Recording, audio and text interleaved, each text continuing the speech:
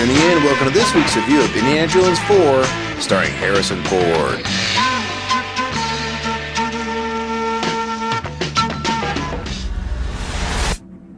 Showtime.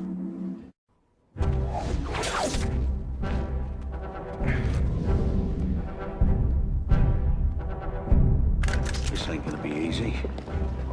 Not as easy as it used to be.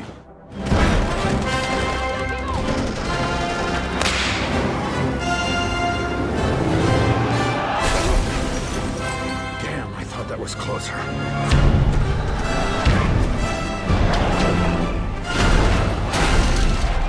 There have been some great iconic theme songs for some of the best Hollywood movies ever produced.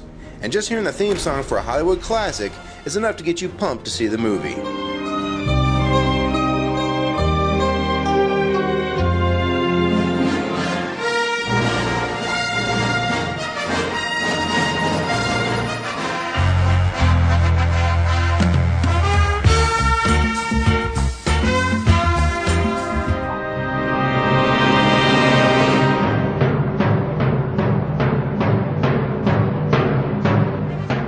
So when you have a chance to see another Rocky movie, Godfather movie, or now another Indiana Jones movie, you jump at the chance to see what we all hope will be another classic installment of one of the great Hollywood franchises of all time. Needless to say that anyone who knows the first three movies will have higher expectations for this film than the average movie that comes out on any given Friday night. This is an event. Unfortunately, I felt the fourth installment to the series fell very flat and it didn't have the authenticity that the others had. Now before I get into this review, I must first say that I loved the first film, and it's easily one of the greatest adventure movies Hollywood has ever produced. Now I was not a fan of the second film at all, though I did feel the third film did bounce back nicely, and ended the series with a solid third film. Or so we thought. Sometimes when you watch a film, you can't put your finger on what is missing, and this is how I felt with The Crystal Skull. I didn't feel any real tension in the drama or the action. It started off fairly slow. It was much more a movie about the comic relief aspect than the adventure aspect, especially early in the film. Also, this film didn't build the mystique of the Crystal Skull in the way they did with the Ark of the Covenant in the first film. This movie did have action in it. Unfortunately, it was almost all the wrong action. It was more like Jurassic Park 2 action, like when she kicks the Velociraptor using her gymnastics background, or when the bus is hanging over the edge of the cliff for like a half hour while the T-Rex is trying to push it over the edge.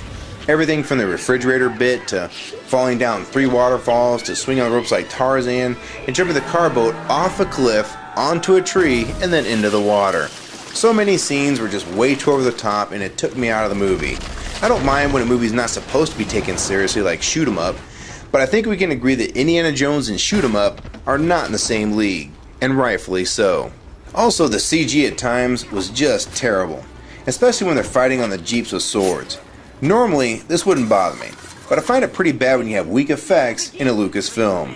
He does have a small company called ILM that should be able to help out a little bit if they need it.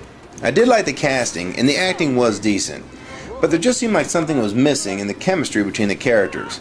The bad guys really didn't seem that bad, and there's no real standout character outside of Harrison Ford.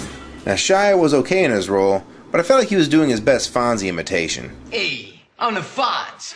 I'm selling these books. They're cool, they're cheap, and you buy them. The ending was going to have to make this movie, and for me, it fell flat like the rest of the film. I felt like they mashed together Indiana Jones with National Treasure and Mission to Mars. The climax was mostly what I expected, and it really didn't feel like anything new, and it was pretty obvious how it was going to play out. Overall, some of you will really enjoy this film. I would just caution the people who really like the first and third one like I do, don't expect too much and you'll be fine. The good news for me at least is that my trilogy box set will not need to be updated, because for me, this franchise is still a trilogy. For my overall rating, I give Indiana Jones and the Kingdom of the Crystal Skull 1.5 stars.